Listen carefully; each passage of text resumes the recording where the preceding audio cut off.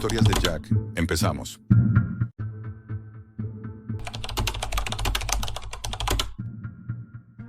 Soy un jodido ludópata. Lo confieso sin rodeos, porque ya no tengo nada que perder. Llevo años persiguiendo cartas como si fueran la salvación, y lo único que han hecho es hundirme más. Si piensas que la bebida me arruinó, estás equivocado. El alcohol solo fue un acompañante, un calmante barato.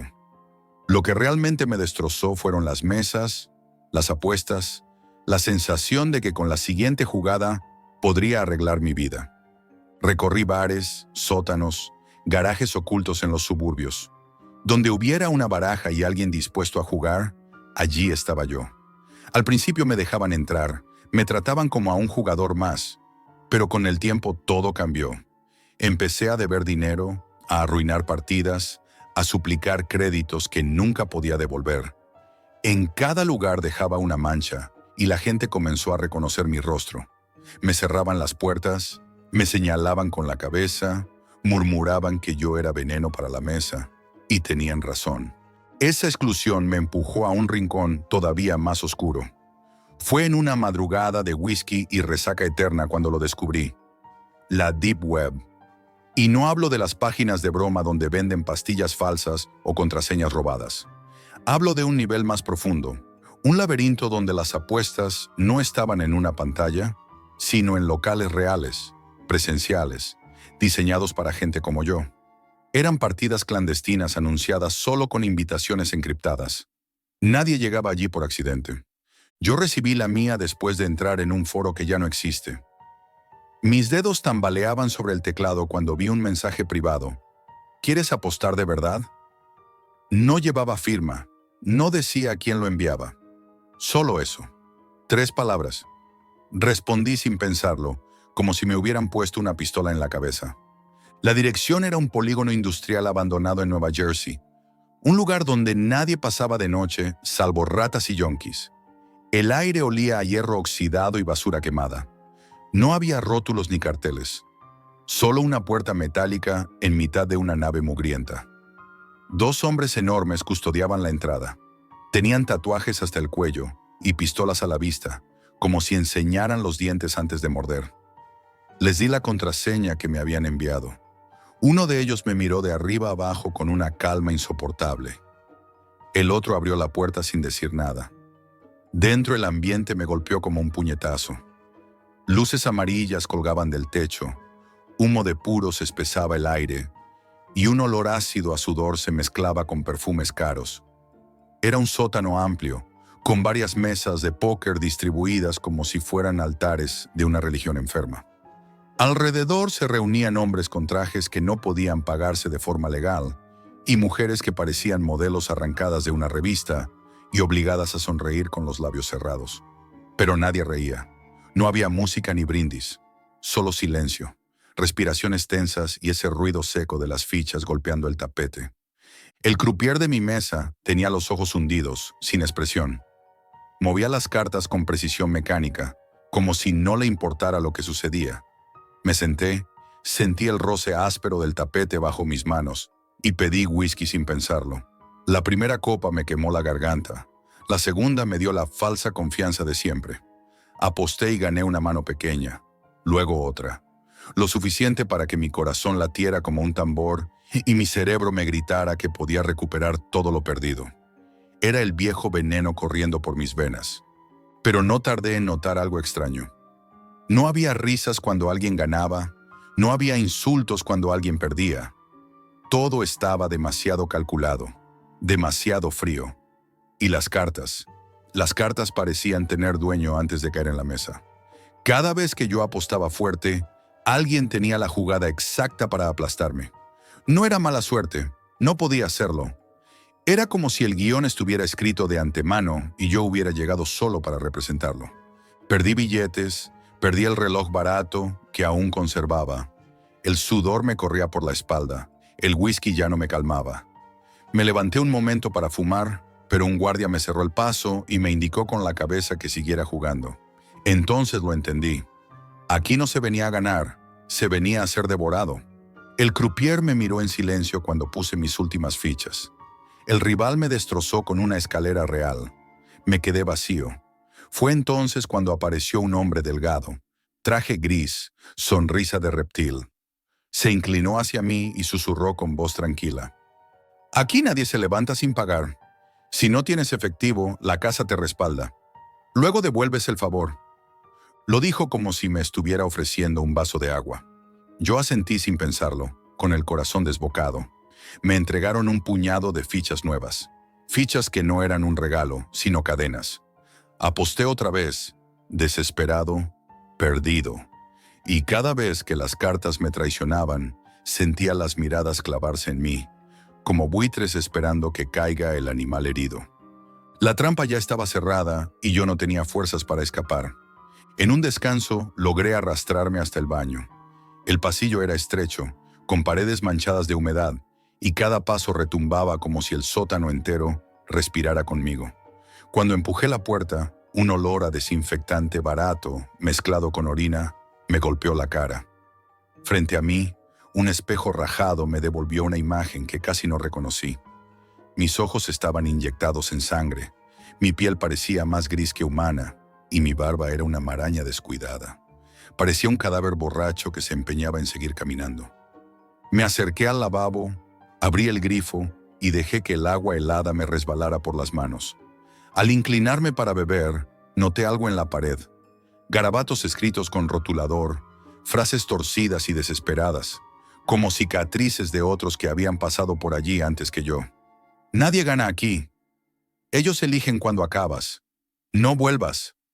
Las letras parecían gritarme desde el azulejo, como si cada jugador que había firmado allí hubiera querido advertir al siguiente idiota. Y aún así, ninguno escapó.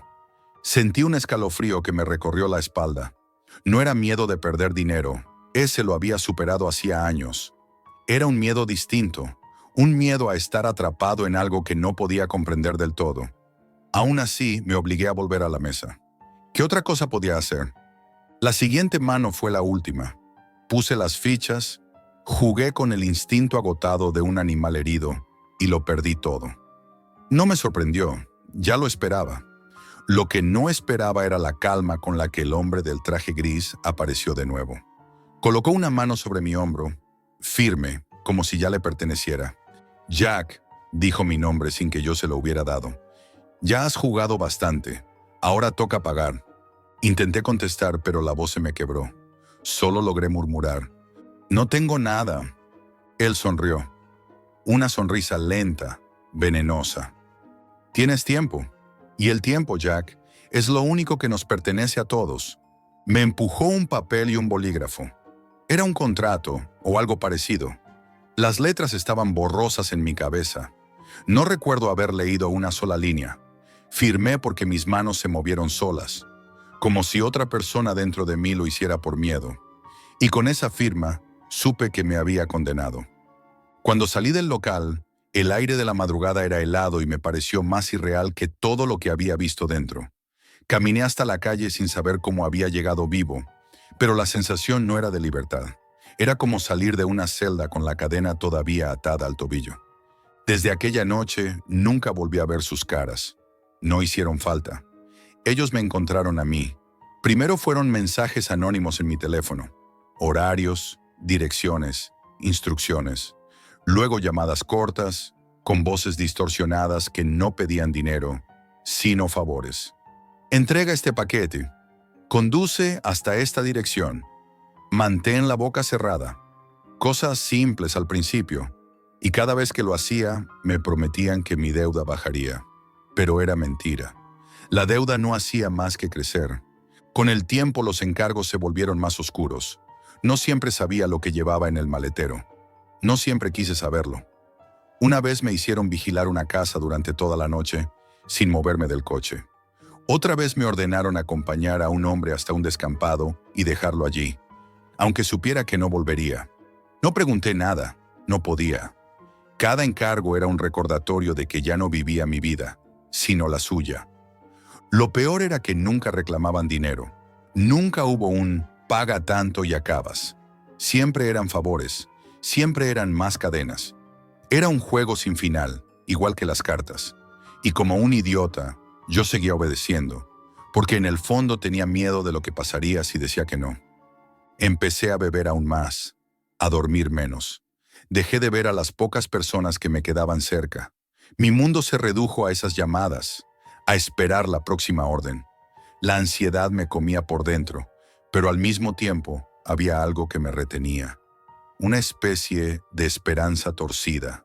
La idea absurda de que algún día la deuda se saldaría y sería libre.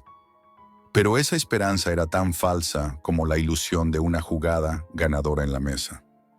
Ahora lo entiendo. Ellos no me querían por el dinero. Me querían porque soy débil, porque soy carne fácil para su maquinaria. Y como yo, hay muchos más. Cada nombre escrito en el baño, cada frase en esa pared, era la huella de alguien que también creyó que podía escapar. Ninguno lo hizo. No hay fantasmas en esta historia. No hay demonios con cuernos ni espíritus acechando.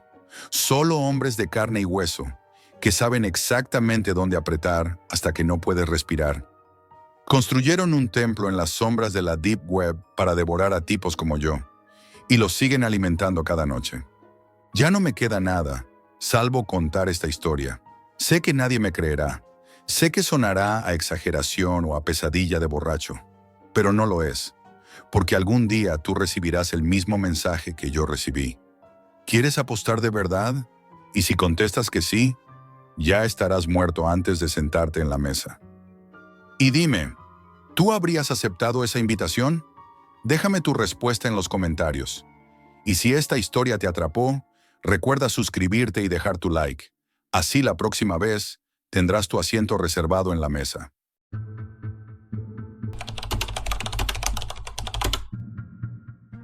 No escuché la amenaza hasta que ya estaba hablando con mi propia voz. Soy alguien que vive en los márgenes de la legalidad. Mi trabajo consiste en manejar un negocio sucio que casi nadie comprende. La creación y uso de voces clonadas por IA para estafas telefónicas.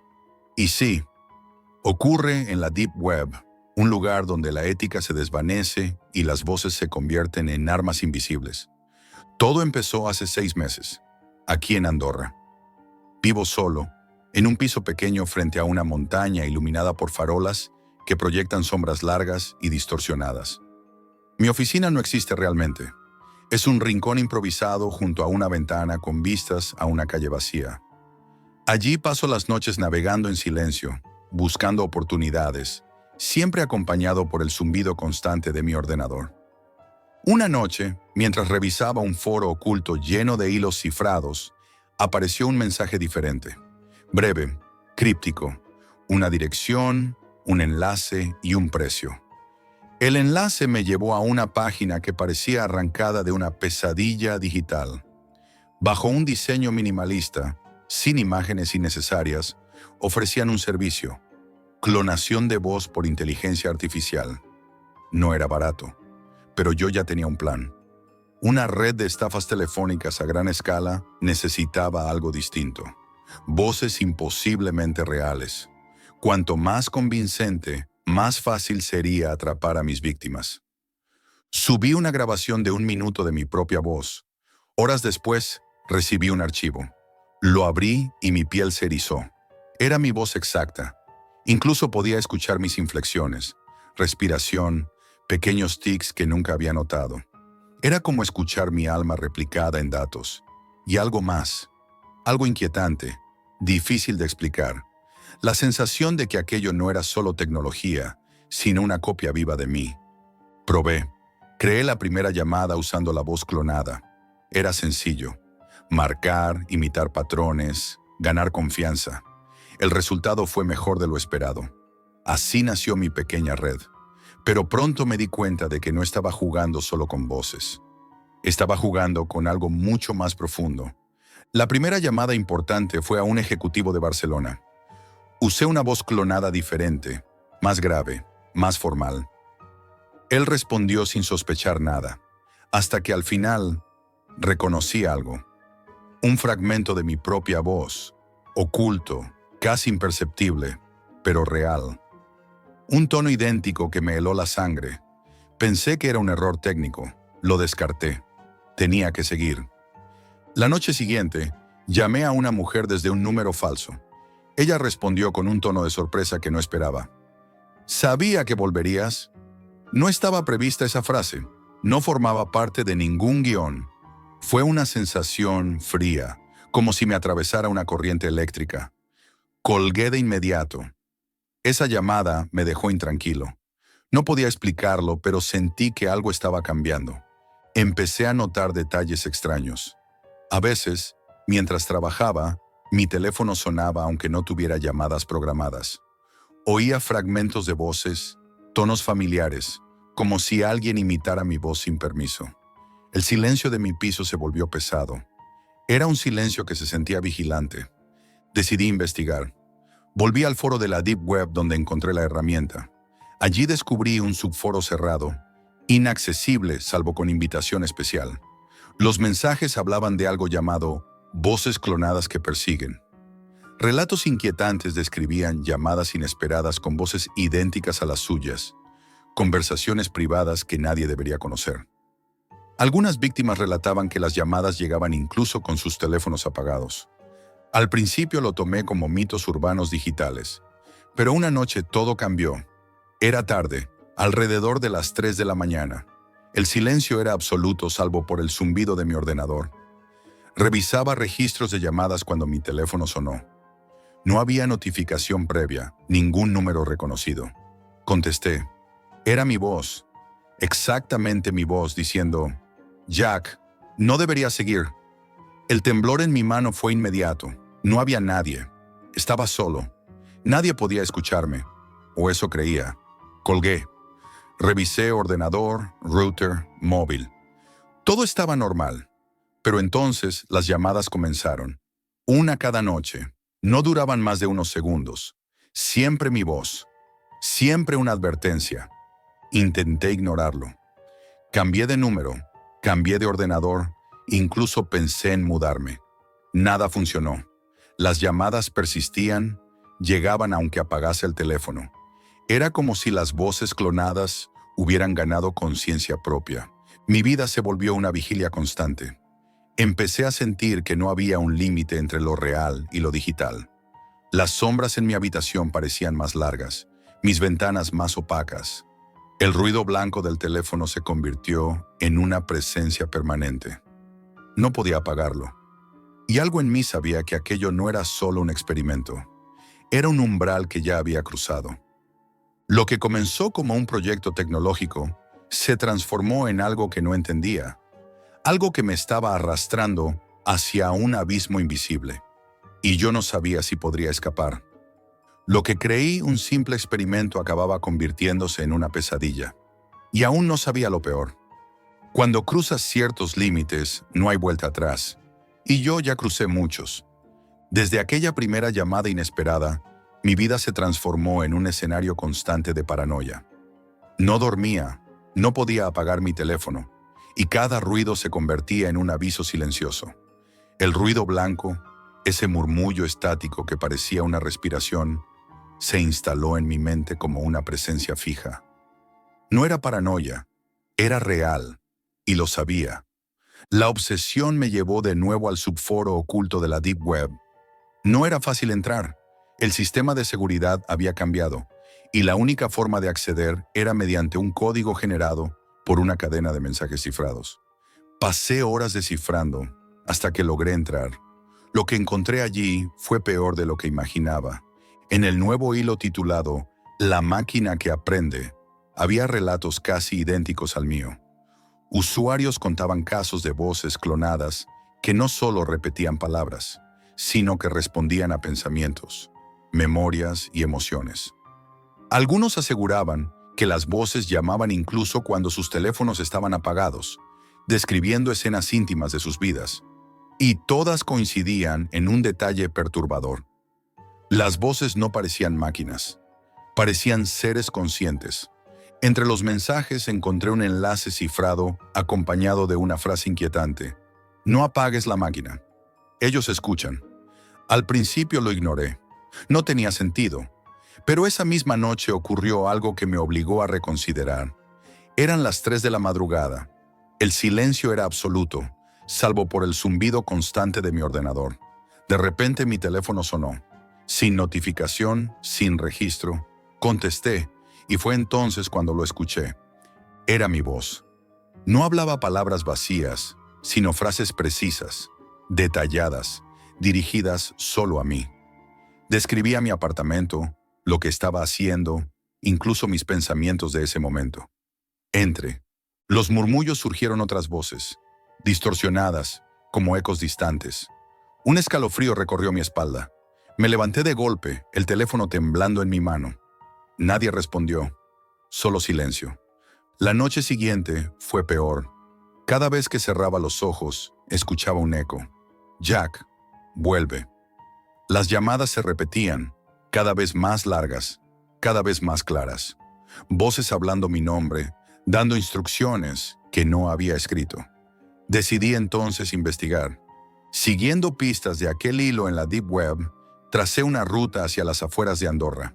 Una dirección oculta entre códigos. Era un almacén abandonado, oculto en medio de un polígono industrial.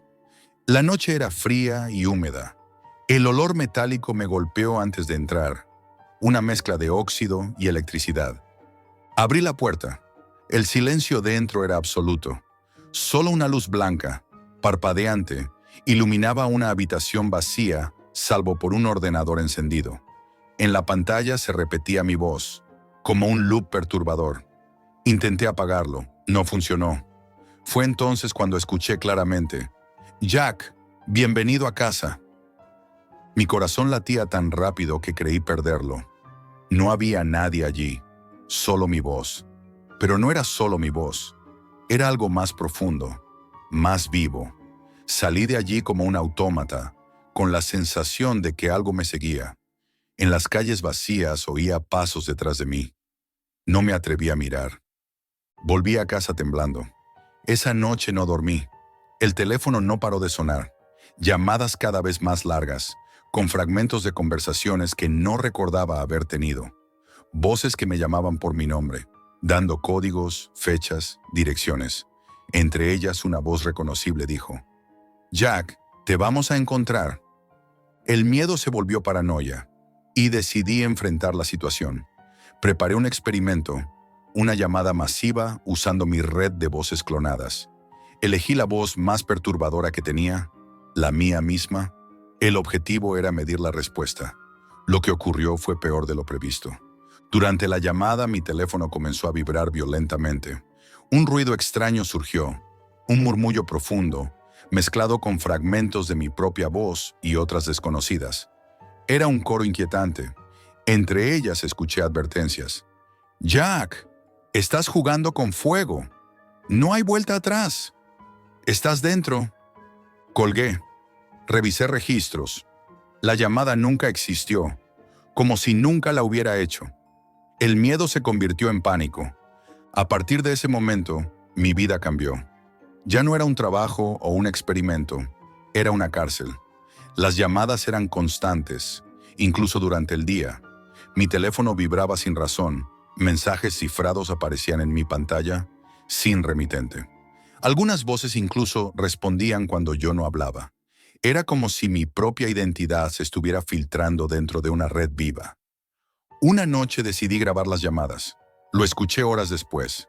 Mi voz hablando frases que yo no había pronunciado. Palabras que no eran mías. Instrucciones precisas, coordenadas. Entre ellas, una repetición constante. «Jack, únete». Desesperado, contacté con otros usuarios del subforo. Algunos me ignoraron. Otros me advirtieron de abandonar.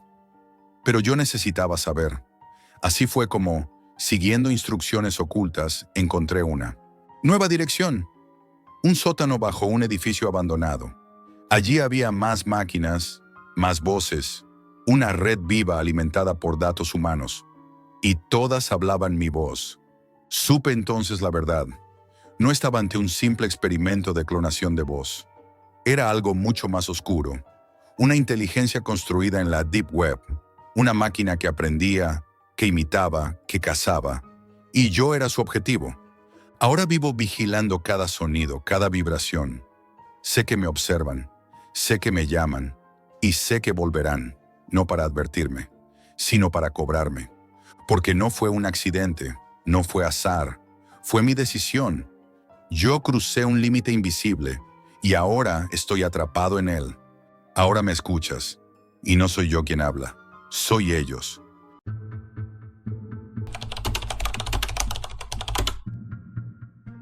No sabía que un simple clic podía convertir mi vida en una pesadilla permanente. Lo que voy a contarles no es una historia inventada, ni un experimento psicológico. Es algo que me ocurrió de verdad, algo que cambió mi vida para siempre.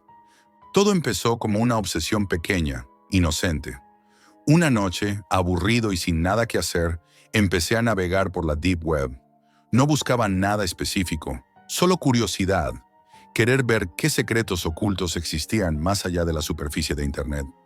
Al principio fueron foros extraños, páginas con códigos y símbolos, vídeos perturbadores. Nada nuevo para alguien acostumbrado a explorar, hasta que encontré un hilo diferente. Era un foro llamado Veritas, una de esas comunidades cerradas donde los usuarios apenas hablaban. Entre decenas de hilos vacíos o provocaciones sin sentido, uno llamó mi atención. No tenía título, solo una frase corta, fechada hacía apenas minutos. Si quieres ver la verdad, sígueme. Te mostraré cómo se acecha. Debajo había un enlace encriptado. Mi navegador me lanzó una advertencia. Contenido potencialmente peligroso. Cerré la pestaña, pero algo dentro de mí me empujaba a hacer clic. Una mezcla de curiosidad y miedo que no podía ignorar. Mi corazón latía fuerte. Las manos me sudaban. Finalmente, lo abrí. La pantalla cambió. Una interfaz minimalista apareció. Fondo negro, texto blanco. No había logotipos, menús, ni siquiera información adicional. Solo un mapa interactivo. Era una vista aérea de una ciudad que reconocí al instante, la mía. Mi calle estaba marcada con un punto rojo brillante. Lo que me hizo apartar el ratón y contener la respiración fue ver que también estaba señalada mi casa. Intenté cerrar el navegador, apagar el ordenador, pero no pude dejar de mirar. Era como si algo me obligara a seguir viendo. Esa noche no pude dormir. Cada ruido en la habitación me sobresaltaba. Escuchaba un leve crujido cada pocos minutos, como si alguien se moviera cerca. Miraba las sombras con miedo. Incluso cerraba los ojos, esperando que desapareciera, pero no lo hacía. A la mañana siguiente intenté ignorarlo. Salí a trabajar como siempre. Caminaba rápido, mirando por encima del hombro. Vi coches repetidos, autos oscuros que pasaban lentamente por mi calle, desaparecían y luego aparecían más adelante. Intenté convencerme de que era paranoia, pero la sensación de que alguien me seguía no se iba. Por la noche volví al ordenador. El enlace seguía en mi historial. Lo abrí. El mapa había cambiado. Ahora mostraba rutas y anotaciones. Había datos sobre mí, qué cafés visitaba, a qué horas salía de casa, cuánto tiempo permanecía fuera. No era posible. Nadie podía saberlo. Entré en pánico. Apagué todo. Intenté alejarme, pero no funcionó. La curiosidad era más fuerte.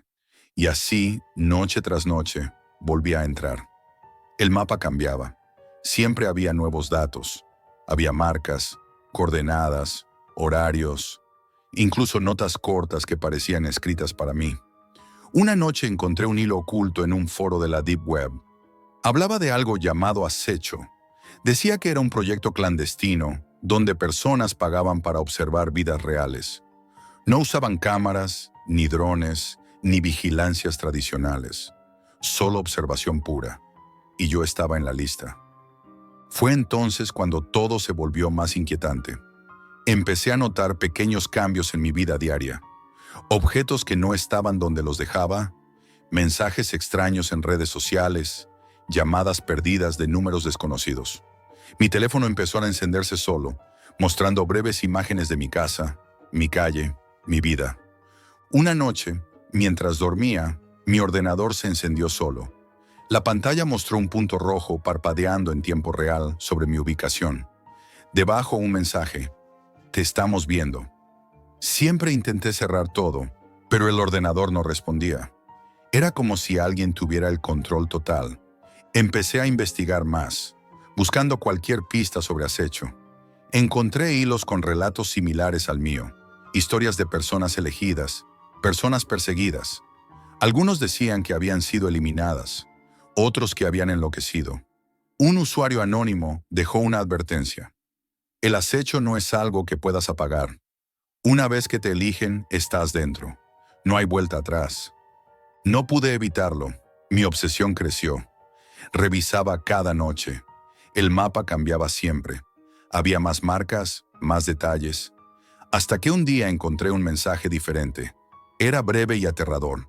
Hoy empiezas a formar parte de nosotros.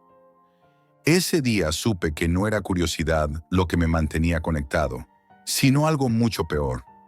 La certeza de que ya no había escapatoria. Desde el momento en que recibí el mensaje, hoy empiezas a formar parte de nosotros, supe que mi vida estaba rota. No había marcha atrás. Lo que vino después fue un descenso lento, escalonado, hacia algo que ni siquiera sabía cómo llamar. Miedo absoluto, paranoia, impotencia. Esa misma noche intenté borrar todo rastro del enlace, de la página, del foro. Cambié contraseñas, reinstalé el sistema operativo, usé VPN, redes seguras, pero fue inútil. Cuando encendía el ordenador, la ventana se abría sola. No necesitaba entrar en ningún sitio. Estaba allí, esperándome. Y el mapa, siempre el mapa. Esta vez no solo mostraba mi casa, había nuevos puntos rojos en lugares donde nunca había estado. Una cafetería a varias calles de distancia, una estación de tren, incluso un parque infantil que nunca visitaba. Cada punto tenía una etiqueta, fechas, horas, nombres que no reconocía. Era como si estuvieran construyendo un dossier sobre mí. Con cada noche, la tensión aumentaba. Empecé a notar cambios en mi entorno. Al principio fueron pequeños, objetos que cambiaban de lugar, cosas mínimas como mover la taza de café, la chaqueta colgada en otro sitio. Después fueron más evidentes. Mi ventana abierta cuando yo estaba seguro de cerrarla, el sonido de pasos detrás de mí cuando estaba solo en casa, mensajes extraños en mi teléfono que desaparecían segundos después de aparecer. Una noche desperté sobresaltado. Mi ordenador estaba encendido, mostrando el mapa. Pero esta vez no era mi ciudad. Era una vista aérea distorsionada, en blanco y negro, como una grabación antigua. Y un nuevo punto rojo parpadeaba sobre mi casa, pero no estaba solo. Había decenas de puntos alrededor, como un círculo, y debajo un texto. Estás rodeado. Ese mensaje me hizo perder el control. Empecé a grabar todo con el móvil. Caminaba con el teléfono en mano, grabando cada ruido extraño, cada sombra sospechosa. Me volví incapaz de dormir. Cada vez que cerraba los ojos veía ese mapa, esos puntos rojos moviéndose, siguiéndome, acercándose. Un día recibí un nuevo archivo en mi ordenador. Un vídeo. No tenía nombre, solo la palabra observa.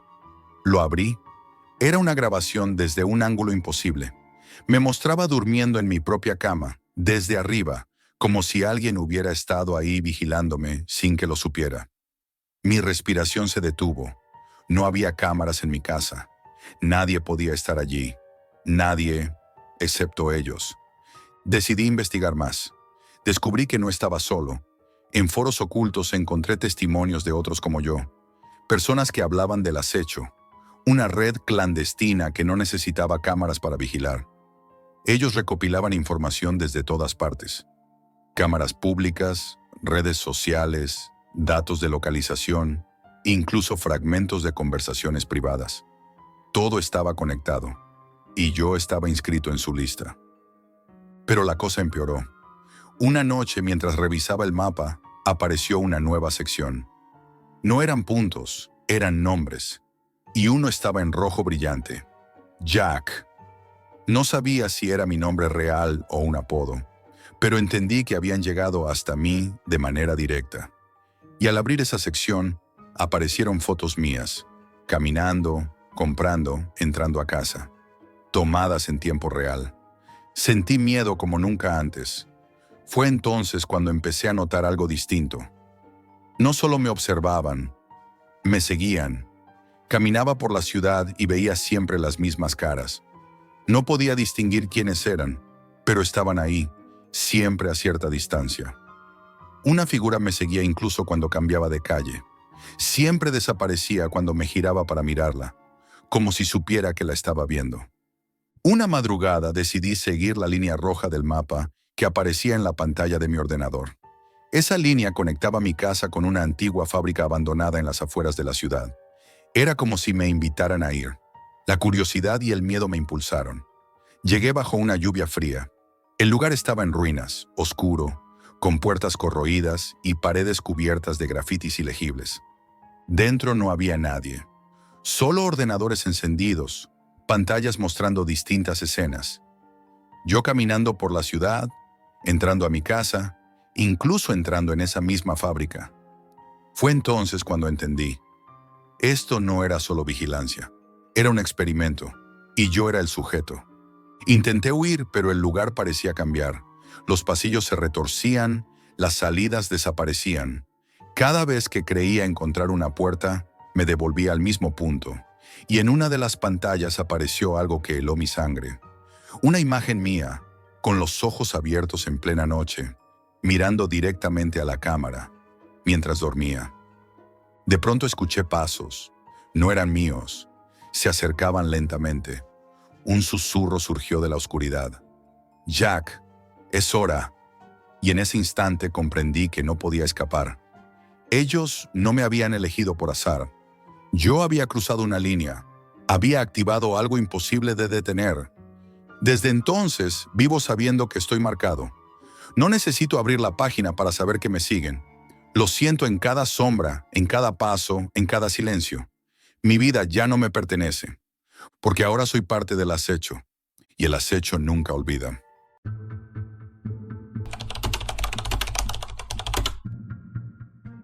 Nunca pensé que una curiosidad me llevaría a ver lo más oscuro del alma humana, hasta que me crucé con esa habitación.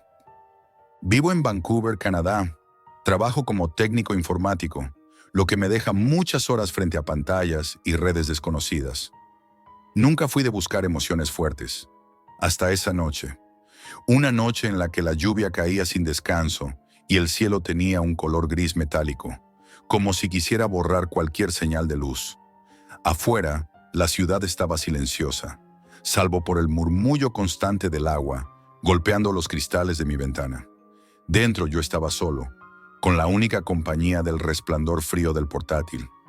Pasé horas navegando por foros olvidados, páginas enterradas que ningún buscador normal podía encontrar. Era una búsqueda casi compulsiva. Leer, entrar en enlaces, explorar lugares digitales donde casi nadie se aventuraba. Entre códigos rotos, comentarios crípticos y enlaces sin título, apareció uno distinto. No era un enlace cualquiera. No tenía nombre visible, solo una cadena larga de caracteres aleatorios y una contraseña. Algo en mi interior se tensó. No era curiosidad normal. Era como si algo invisible me empujara. El archivo estaba etiquetado con una simple línea. Red Room, animales. No había más información. No había advertencias. Solo ese título inquietante. Y eso fue suficiente. Sin pensarlo demasiado, introduje la contraseña. La página se abrió. Lo que apareció en pantalla me paralizó. Era un portal minimalista. Fondo negro, sin publicidad, sin menús, sin distracciones.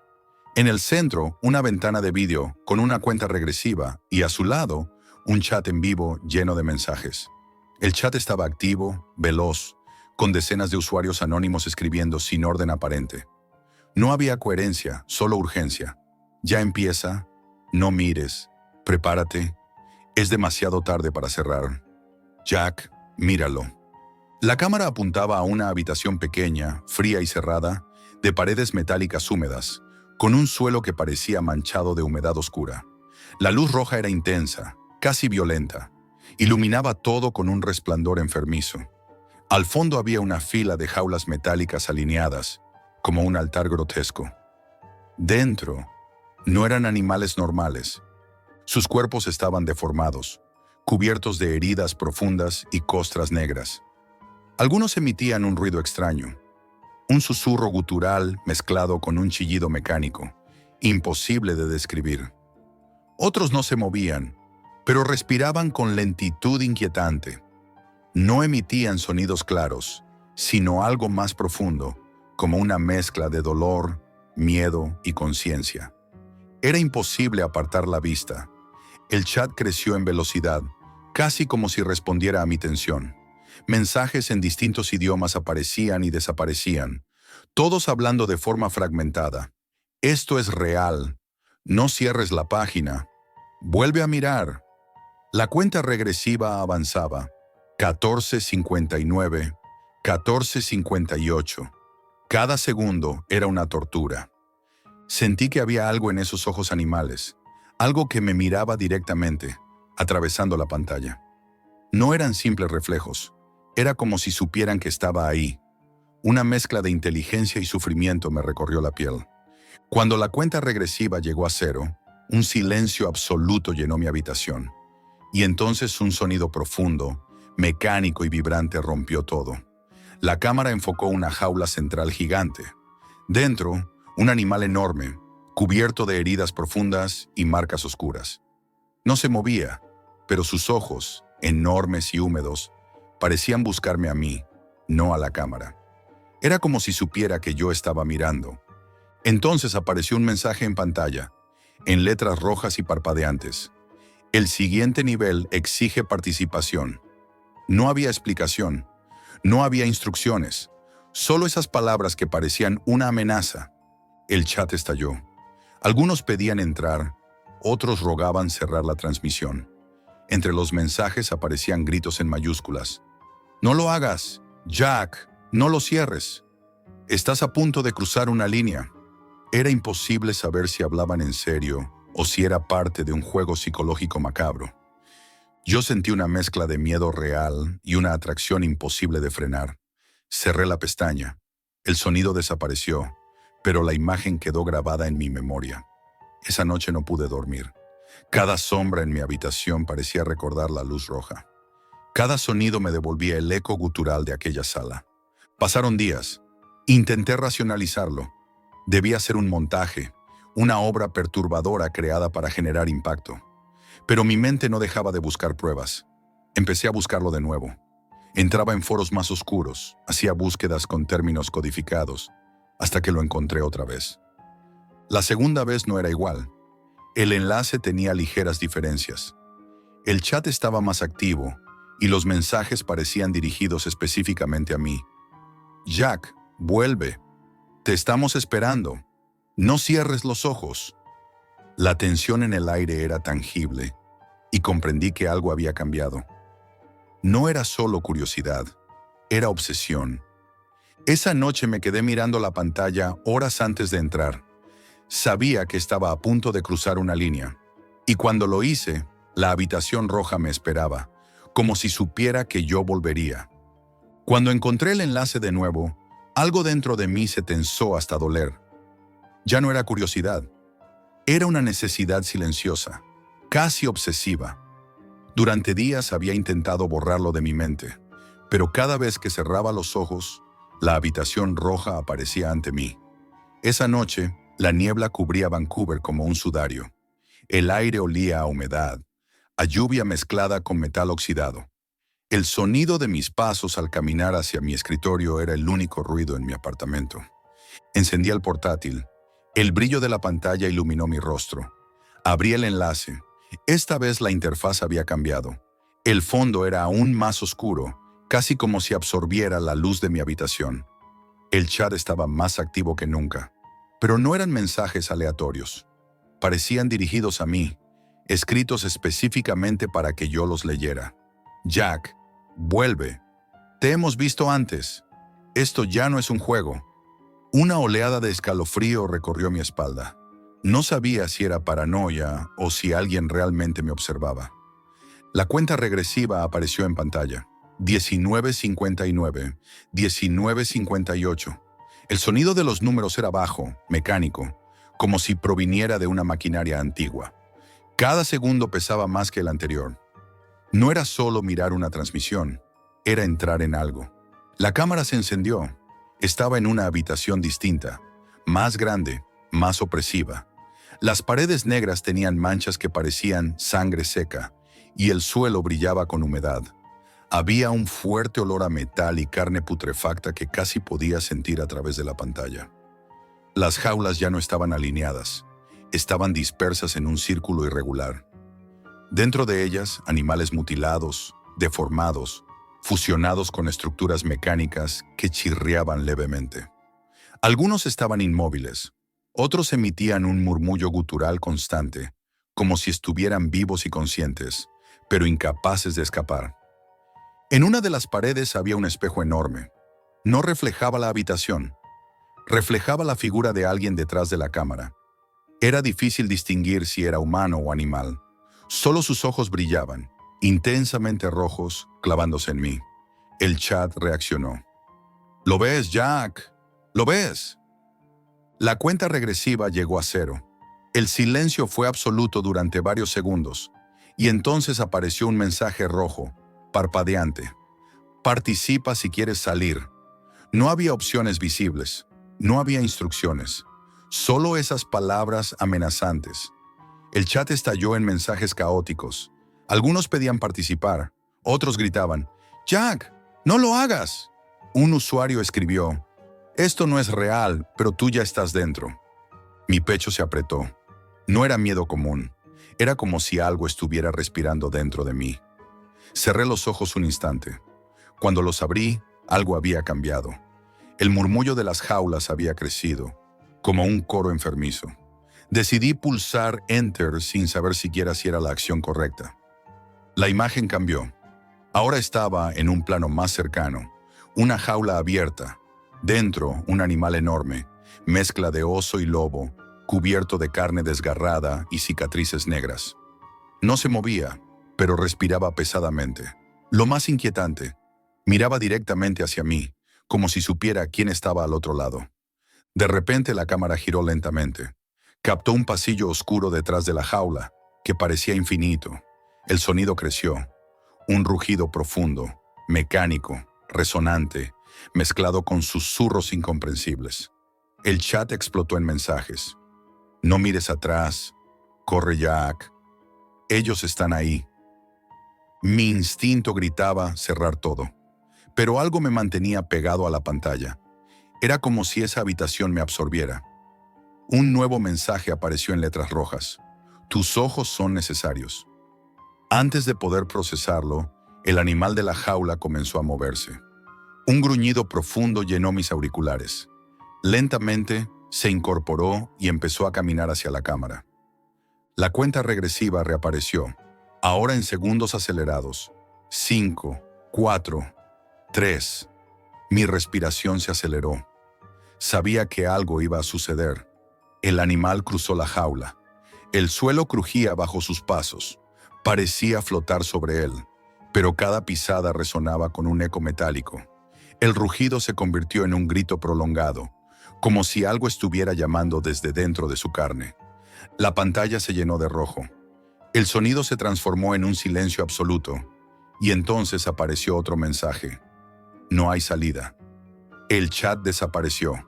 La transmisión se cortó. La habitación quedó en oscuridad. Mi portátil estaba encendido, pero la página estaba en blanco. Un segundo después escuché algo. Un murmullo bajo, muy cerca de mi oído. «Jack, vuelve». Me levanté, temblando. Miré alrededor. El apartamento estaba vacío, pero había un olor metálico en el aire, como sangre oxidada. Un frío intenso me recorrió la espalda. Intenté apagar el ordenador, pero la pantalla volvió a encenderse sola. Apareció un nuevo enlace, diferente, sin título. Solo un mensaje. «El verdadero juego empieza ahora». Desde esa noche, esa voz en mi cabeza no se ha apagado. Sé que en algún lugar, en la red, hay una puerta roja esperándome, y no puedo evitar querer abrirla otra vez.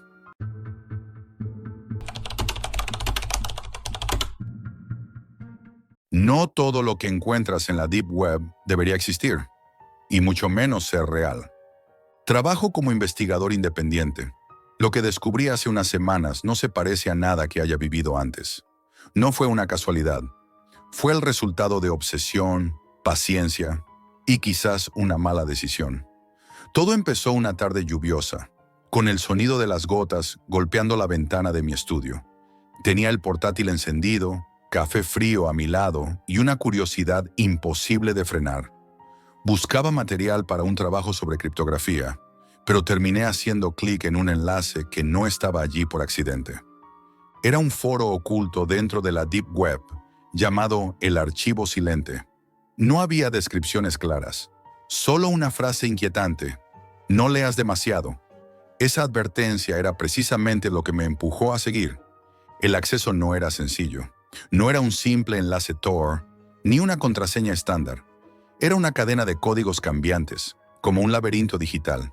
Durante días, me sumergí en búsquedas y descifrado, siguiendo pistas, enfrentándome a puertas cerradas electrónicas que parecían querer decirme: no entres. Me encontré con códigos que cambiaban solos, enlaces que desaparecían cuando los revisaba 2 veces, y carpetas ocultas dentro de otras carpetas. Había algo vivo ahí dentro, algo que no quería ser encontrado, y sin embargo yo lo encontré. Finalmente, después de noches sin dormir, conseguí entrar. Lo primero que vi fue un tablero de mensajes. La mayoría eran fragmentos de texto, enlaces a documentos cifrados y notas incompletas. Entre toda esa maraña de información, un hilo destacó sobre el resto: Operación Caronte. La primera entrada era breve, casi un acertijo. Los relojes no son solo para medir el tiempo, son para recordarnos hasta dónde hemos caído. Una frase tan sencilla y a la vez tan perturbadora me recorrió un escalofrío la espalda. Continué leyendo. Había mensajes recientes, escritos de forma críptica, con referencias a reuniones clandestinas, códigos escondidos en documentos filtrados y algo que se describía como manipulación política global. No había pruebas directas. Todo eran indicios, enlaces a más documentos ocultos dentro del foro. Pero la precisión de la información era inquietante. Hablaban de eventos recientes con datos que no aparecían en ningún medio convencional. Era como leer fragmentos de un plan real, elaborado con cuidado y oculto al mundo. Entre esos documentos encontré algo que parecía un diario interno. Eran notas fragmentadas, escritas por alguien que narraba su participación en una investigación secreta. Describía reuniones a puerta cerrada, intercambio de datos clasificados y un nombre recurrente: Proyecto Horizonte. Cada entrada era más inquietante que la anterior y hablaba con una certeza inquietante de que algo grande estaba ocurriendo. Decidí descargar algunos de esos documentos. Estaban cifrados con algoritmos poco conocidos, incluso para mí. No era algo casual. Quien los creó sabía exactamente lo que hacía. Pasé noches enteras intentando descifrarlos. Mi habitación se convirtió en un pequeño laboratorio.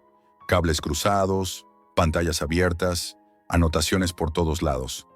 El ruido constante del ventilador del ordenador mezclado con mi respiración pesada creaba una atmósfera opresiva.